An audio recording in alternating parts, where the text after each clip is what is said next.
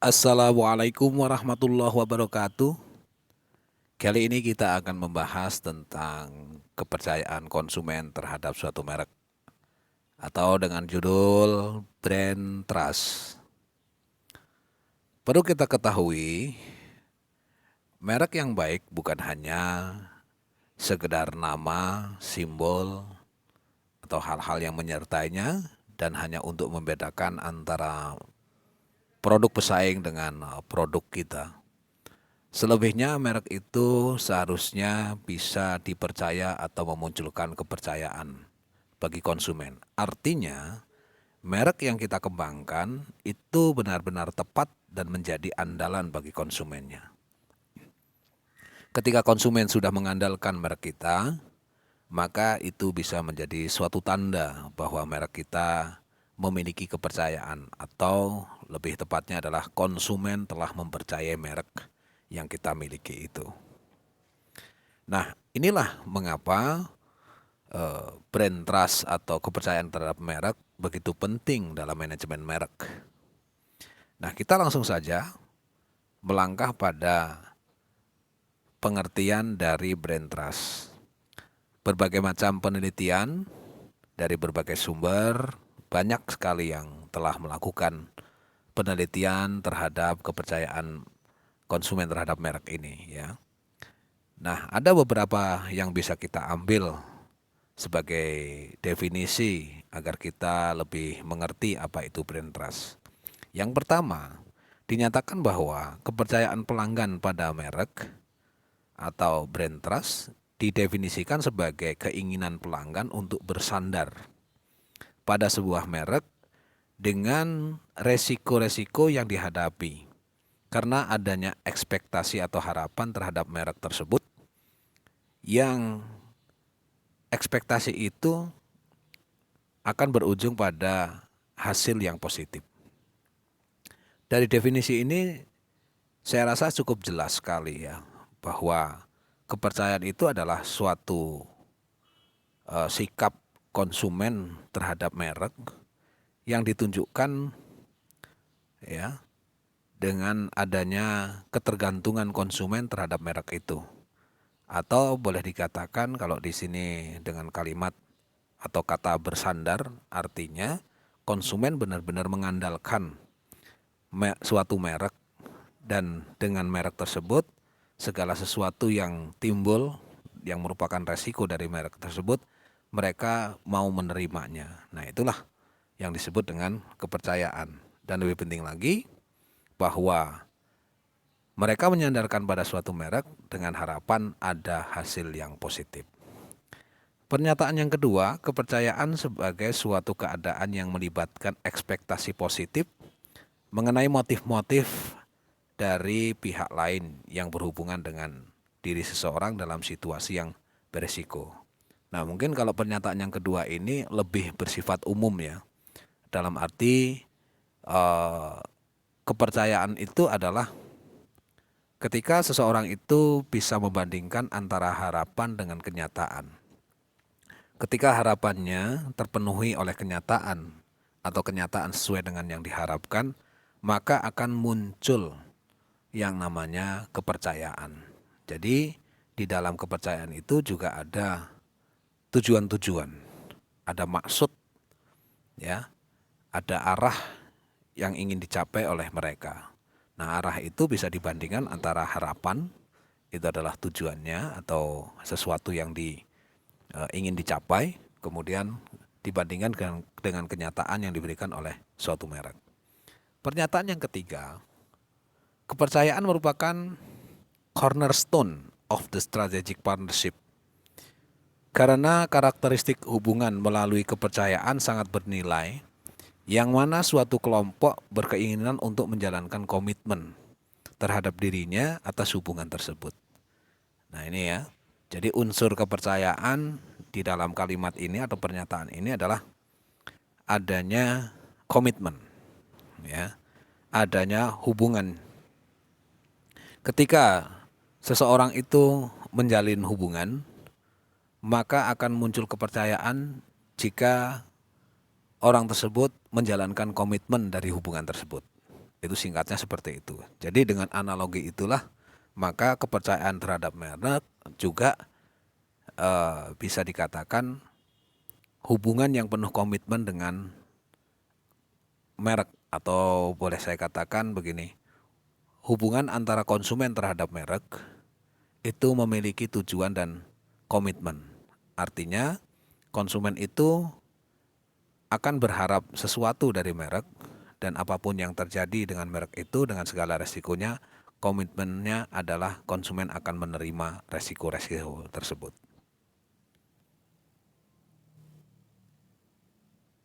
Lalu apa peran dari brand trust? Peran ini menunjukkan bahwa brand trust begitu penting. Peran brand trust juga menunjukkan pengaruhnya bahwa kepercayaan merek itu bukan sekedar penting, tetapi kepercayaan merek bisa mengubah sesuatu, apakah menjadi lebih baik atau tidak. Semakin orang itu mempercayai suatu merek, kemungkinan besar merek tersebut akan terpengaruh atau memiliki pengaruh yang baik. Jika kepercayaan itu semakin menurun, ya, maka ada imbasnya juga bagi merek tersebut. Nah, maka di sini dinyatakan bahwa kepercayaan memiliki peran yang penting dalam pemasaran industri. Ya, suatu merek itu akan bisa bersaing dengan sangat baik jika merek tersebut dipercaya oleh konsumennya. Yang mana dalam hal ini di dunia industri persaingan begitu ketat, cepat sekali berubah, sehingga dinamika lingkungan bisnis yang cepat memaksa pemasaran perusahaan untuk mencari cara yang lebih kreatif dan fleksibel untuk beradaptasi. Nah, konsumen ini sifatnya mudah sekali berubah. Konsumen mudah sekali terpengaruh oleh hal-hal yang bertebaran di depannya. Oleh karena itu, agar produk kita, agar merek kita selalu diperhatikan, selalu dibeli atau laku di pasaran, ya, salah satunya adalah dengan membangun kepercayaan. Jika kepercayaan kuat terhadap suatu merek, ya, kepercayaan konsumen terhadap suatu merek itu kuat, kemungkinan besar kita bisa bersaing atau kita bisa bertahan di tengah-tengah persaingan yang semakin ketat dan dinamis. Maka tidak menutup kemungkinan setiap pemasar akan mencari cara bagaimana agar kepercayaan itu minimal bertahan dan selebihnya adalah selalu meningkat. Cara-cara itu tentunya cara-cara yang kreatif dan fleksibel sehingga mudah beradaptasi.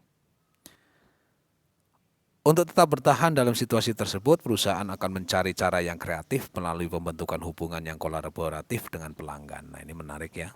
Melanjutkan dari pernyataan yang kedua, cara kreatif dan fleksibel itu adalah modal untuk beradaptasi karena perubahan zaman, perubahan persaingan, ya, yang semakin ketat, yang semakin banyak pesaingnya. Nah, kita harus mencari cara-cara yang unik. Cara-cara yang unik. Nah, cara-cara yang unik itu salah satunya adalah membangun hubungan dengan konsumen, bahwa konsumen bukan lagi sekedar pembeli bagi kita, tetapi konsumen adalah sebagai partner. Maka kita bisa berkolaborasi dengan konsumen kita sendiri.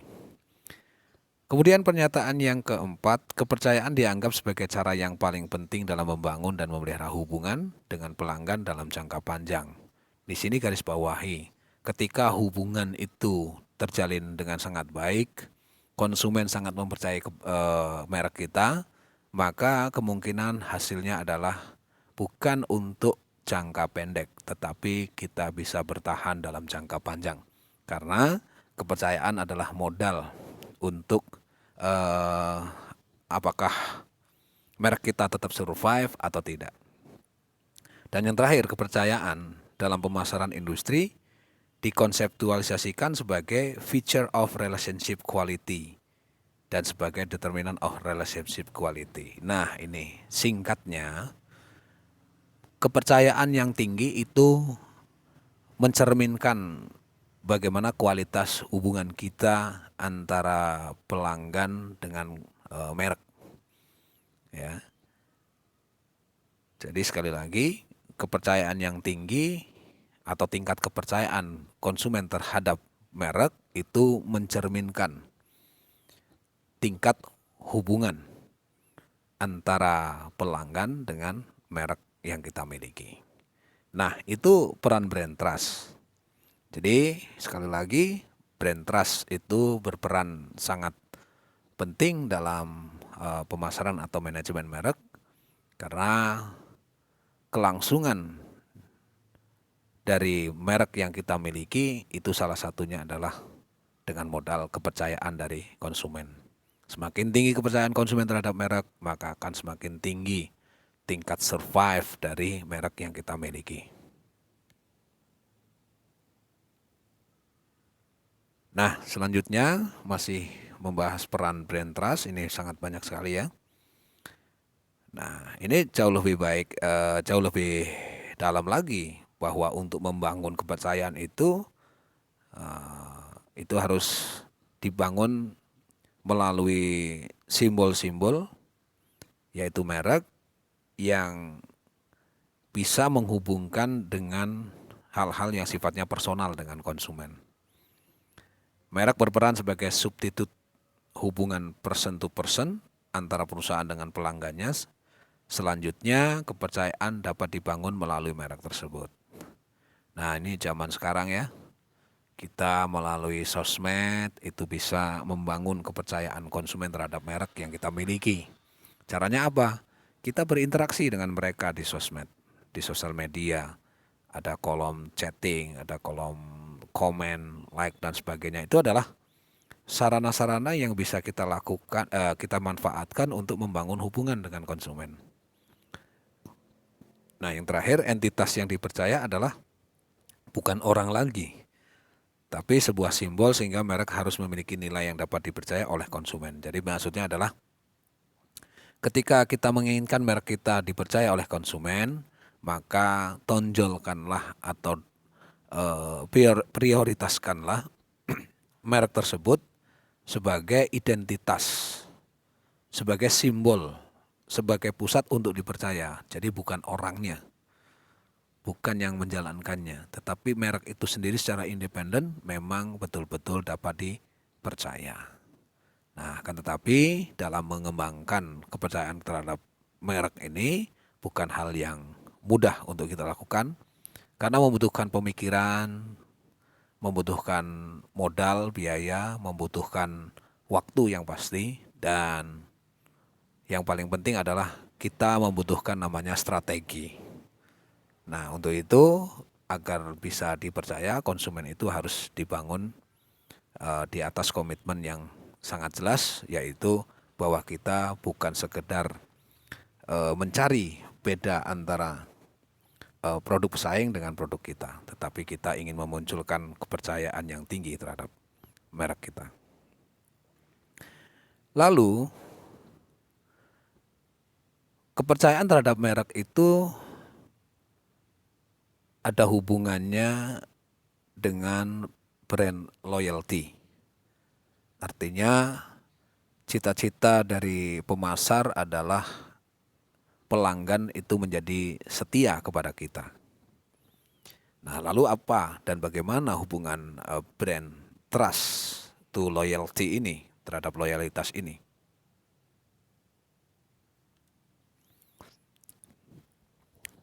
Nah, kita awali dulu dengan pengertian dari loyalitas merek itu sendiri.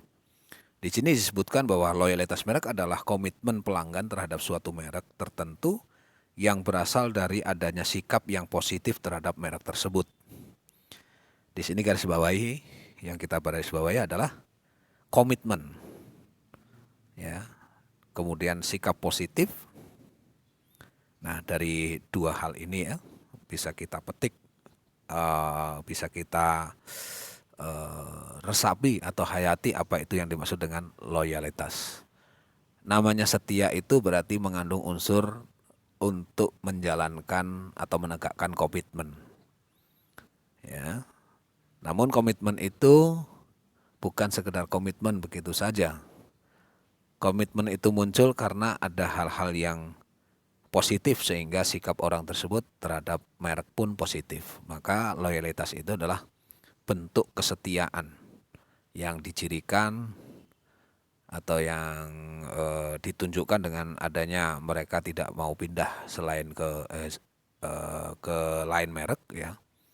Kemudian mereka akan tetap bertahan di merek itu, membeli lebih banyak, merekomendasikan kepada orang lain merek yang dia sukai, dan mereka juga akan membela jika ada hal-hal yang sifatnya negatif terhadap merek yang dia sukai.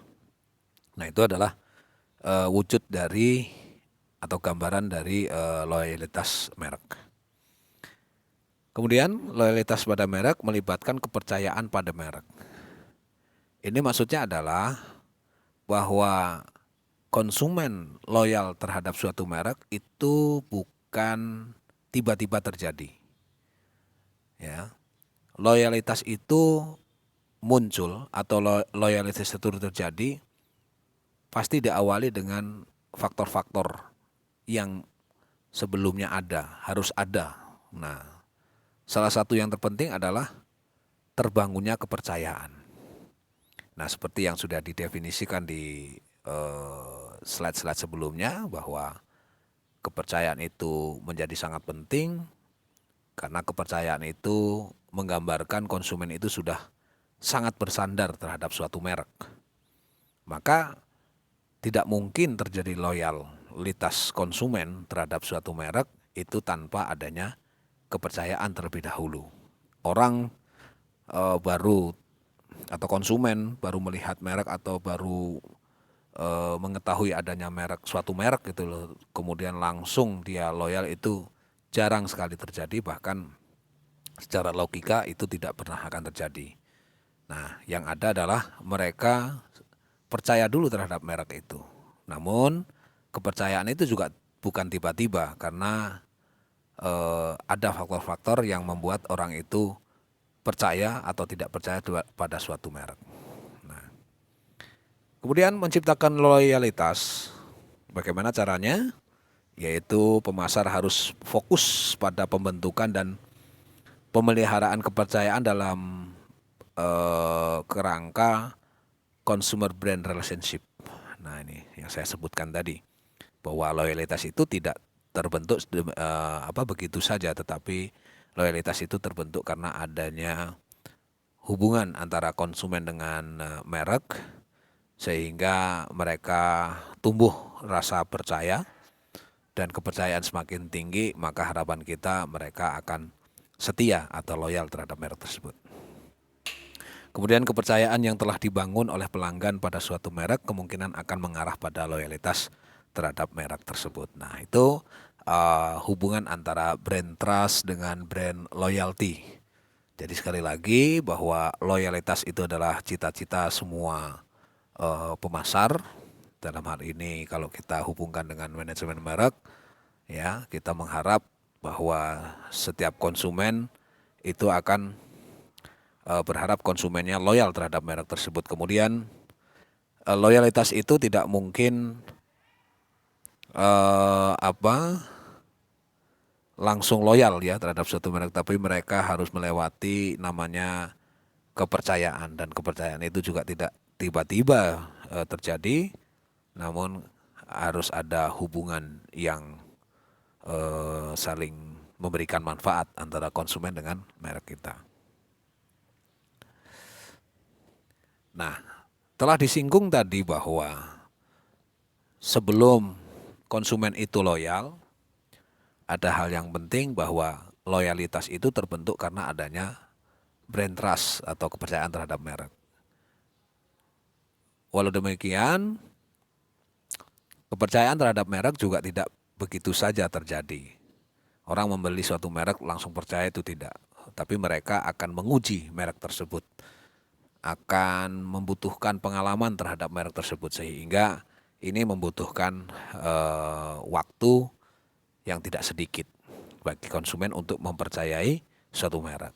Namun sebagai prinsip atau konsep dalam membangun dan mengembangkan kepercayaan konsumen terhadap merek, ada beberapa hal-hal pokok yang bisa menjadi acuan ketika seorang pemasar atau manajer merek itu ingin mengembangkan mereknya agar bisa dipercaya oleh konsumen.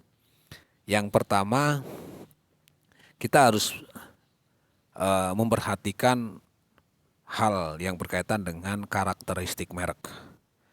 Suatu merek akan dipercaya itu jika merek tersebut memiliki karakteristik yang unik, karakteristik yang kuat sebagai identitas dari merek tersebut.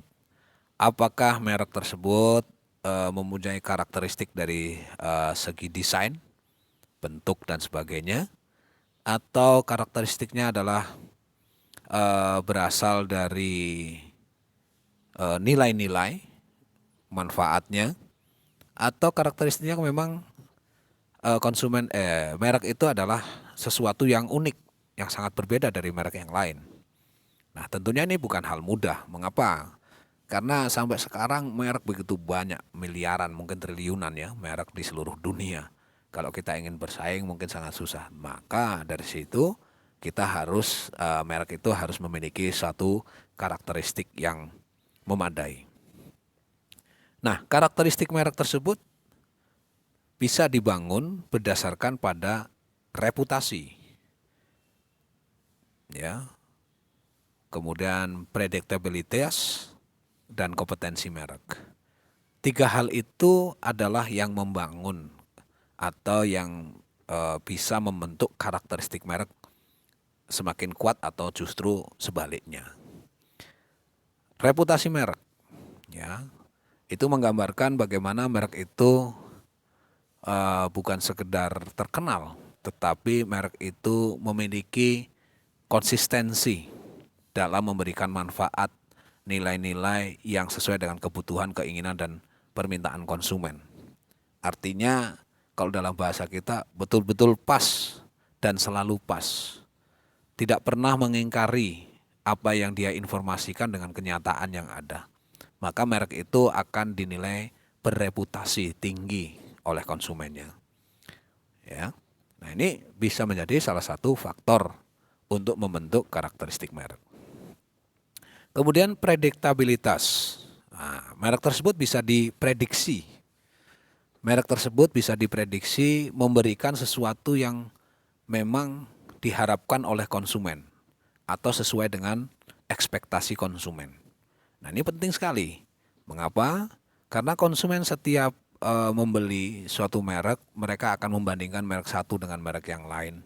Kemudian akan lebih dalam lagi apa manfaat, nilai-nilai yang didapat dengan membeli merek tersebut. Selalu membandingkan seperti itu. Kemudian dibandingkan antara cost atau biaya yang dikeluarkan oleh konsumen terhadap manfaat tersebut terus dan faktor-faktor yang lain. Nah, ini kalau konsumen itu bisa atau sudah memilih suatu merek yang sudah dipercaya oleh mereka, maka kemungkinan besar konsumen itu telah memprediksi bahwa merek yang dipilihnya itu akan memberikan hal-hal yang saya sebutkan tadi, manfaat, nilai, ya, kemudian mungkin berkaitan dengan biaya dan sebagainya. Nah, itu ya. Jadi merek itu harus bisa diprediksi dapat memberikan nilai-nilai yang menguntungkan bagi konsumen yang memilihnya. Dan yang ketiga yang membentuk karakteristik merek adalah kompetensi. Kompetensi ini sederhananya adalah kemampuan. Kemampuan yang dimiliki oleh merek tersebut. Artinya kemampuan dalam memenuhi kebutuhan, keinginan, dan harapan dari konsumen. Ya.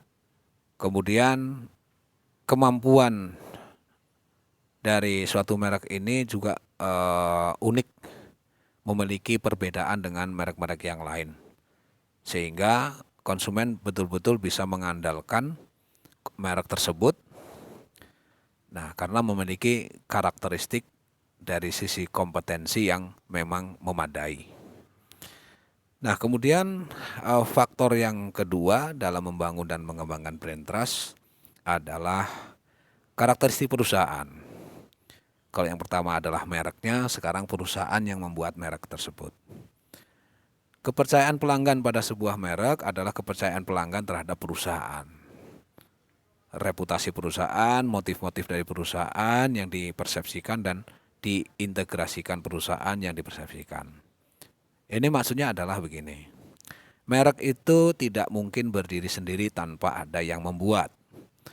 Ya, katakanlah merek itu adalah entitas kecil, perusahaan yang membuatnya atau yang memiliki merek itu adalah entitas besar. Merek itu sangat dipengaruhi oleh perusahaan yang membuatnya. Karena merek itu dikelola oleh perusahaan itu sesuai dengan karakteristik dari strategi yang diterapkan oleh perusahaan yang membuatnya atau yang memilikinya. Maka sangat mungkin sekali bahwa karakteristik suatu merek ya itu sangat dipengaruhi oleh karakteristik perusahaan yang memiliki merek tersebut. Bagaimana merek itu ya itu bisa mencerminkan bagaimana perusahaan itu memperlakukan merek tersebut.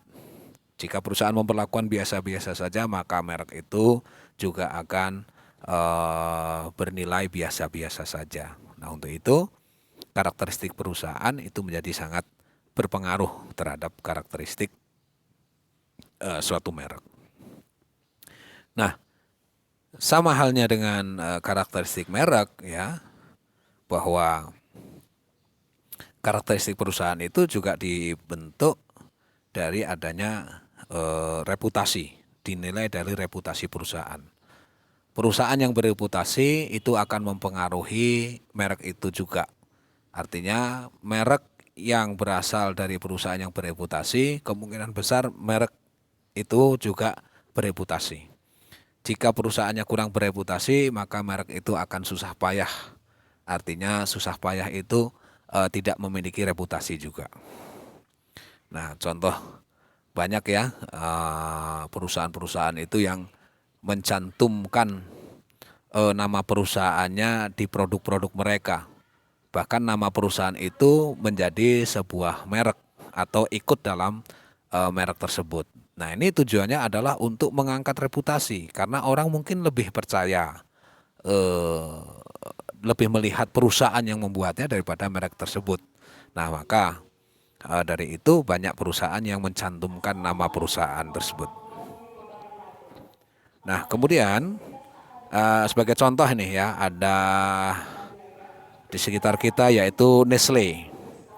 Ya, hampir di semua produk Nestle mereknya itu berbeda-beda, tetapi Nestle sendiri selalu mencantumkan nama perusahaannya.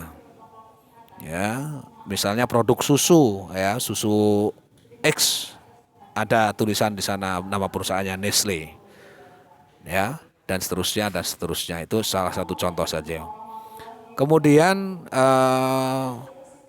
motif-motif dari perusahaan, maksudnya tujuan dari perusahaan juga akan membangun suatu kepercayaan pelanggan terhadap merek tersebut. Artinya kepercayaan terhadap konsumen juga dibangun oleh motif dari perusahaan. Yang dimaksud motif apa? Bahwa konsumen juga menilai motif dari perusahaan atau tujuan dari perusahaan. Apakah perusahaan itu semata-mata hanya mencari keuntungan belaka tanpa memperhatikan kualitas, ya, kepentingan konsumen dan sebagainya, atau tidak? Nah, maka dari itu perusahaan akan dipersepsikan memiliki motif yang mana, apakah motif mencari untung saja atau tidak. Nah, ini menjadi penting. Ketika perusahaan itu bukan sekedar mencari untung, tetapi mungkin perusahaan itu juga ingin mensejahterakan konsumen. Dalam arti mensejahterakan itu bukan masalah harta benda yang dimiliki secara ekonomi, tapi juga misalnya menjaga kesehatan konsumen dan seterusnya. Nah, maka ini juga akan mempengaruhi karakteristik dari merek tersebut, dan karakteristik perusahaan itu juga bisa menopang. Dan yang ketiga adalah integritas perusahaan yang dipersepsikan. Bagaimana konsumen itu memandang perusahaan itu, apakah memiliki integritas yang tinggi atau tidak. Integritas itu ada kaitannya dengan perusahaan itu apakah dipandang mementingkan diri sendiri atau mementingkan kepentingan dari konsumennya. Nah, jadi kalau integritas semakin tinggi, kemungkinan besar konsumen juga akan semakin percaya. Yang ketiga, dalam membangun dan mengembangkan brand trust ini adalah karakteristik pelanggan terhadap merek. Karakteristik dalam hubungan pelanggan dengan merek mencakup kesamaan atau similarity antara self-concept pelanggan dengan citra merek, kesukaan pelanggan terhadap merek, pengalaman pelanggan, kepuasan pelanggan, serta dukungan dari rekan atau peer support. Nah, ini beberapa variabel ini menarik ya, bisa kita teliti untuk mengembangkan manajemen merek itu sendiri. Ya, ada hubungannya antara pelanggan dengan merek atau merek dengan pelanggan. Yang diharapkan adalah merek itu mewakili pelanggan dan pelanggan merasa terwakili oleh merek. Maka di sini ada beberapa variabel yang menjadi fokus dalam mengembangkan mengembangkan merek ini, ya, hubungan antara pelanggan dengan merek ini. Yang pertama adalah self concept. Self concept ini mencerminkan atau menggambarkan suatu merek itu betul-betul menggambarkan atau mencitrakan pelanggannya, ya. Self concept. Apakah pelanggan merasa produk itu atau merek itu mewakili dirinya atau tidak? Kemudian apakah pelanggan itu merasa merek itu sudah memenuhi keinginannya atau tidak? Jika hal-hal semacam itu sudah terpenuhi, kemungkinan besar self concept yang diajukan oleh merek tersebut bisa diandalkan untuk membangun karakteristik hubungan antara pelanggan dengan merek. Yang kedua, kesukaan pelanggan terhadap merek. Nah, ini menarik ya. Tingkat kesukaan pelanggan terhadap merek menjadi faktor yang boleh dikatakan tidak bisa ditawar. Maksudnya begini, ketika seseorang itu sudah suka, ya, maka orang itu akan memilih produk itu dengan alasan hanya suka. Itu susah sekali untuk dibantah. Itu susah sekali untuk dialihkan atau bahkan dirayu untuk pindah ke merek lain karena alasannya hanya suka. Nah, maka ketika kita mengetahui adanya karakteristik konsumen yang tingkat kesukaannya itu tinggi atau rendah, nah yang perlu kita lakukan adalah membuat merek kita itu lebih disukai daripada merek lain, lebih disukai konsumen daripada merek lain. Nah, upayakan merek yang kita miliki itu lebih disukai oleh konsumen daripada mereka menyukai merek lain. Apapun yang terjadi, ya, kalau orang sudah atau konsumen sudah menyukai suatu merek, ya, maka konsumen itu dengan landasan kesukaan tidak memperdulikan harga, bahkan mungkin mengabaikan kualitas karena hanya suka. Nah, itu. Nah, maka tingkatkanlah kesukaan terhadap merek. Nah, kemudian pengalaman pelanggan juga mempengaruhi hubungan merek dengan pelanggan dengan merek. Maksudnya jangan abaikan mengenai pengalaman. Semakin banyak pengalaman konsumen menggunakan merek kita, yang didapat adalah pengalaman baik, maka ada harapan bahwa mereka akan percaya dengan merek kita.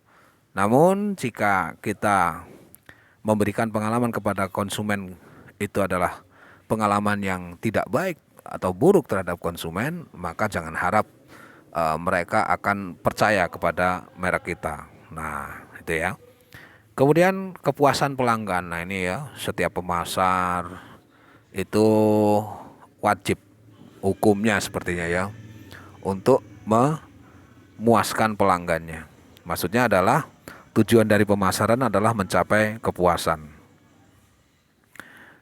Nah, ini yang terakhir adalah dukungan dari rekan peer support. Nah, ini maksudnya adalah gini, bahwa seorang pelanggan katakanlah seperti itu akan terpengaruh oleh kelompok-kelompoknya atau orang-orang di sekitarnya.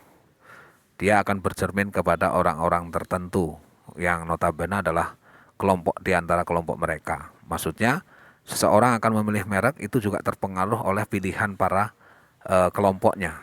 Nah, ini atau peer supportnya. Ya.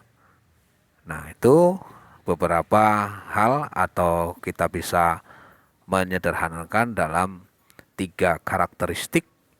Karakteristik ini bisa kita gunakan sebagai acuan utama dalam membangun dan mengembangkan brand trust. Nah, demikian yang bisa saya sampaikan mengenai brand trust ini.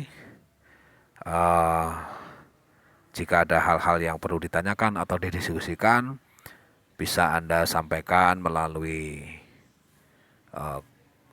chat WA, WhatsApp ya, atau melalui email, atau media-media yang lain yang bisa kita gunakan untuk berdiskusi. Karena berdiskusi itu akan lebih memperkaya keilmuan kita, dan diskusi juga banyak sekali manfaatnya buat kita. Terima kasih atas perhatiannya. Mohon maaf bila banyak kekurangan. Saya akhiri. Wassalamualaikum warahmatullahi wabarakatuh.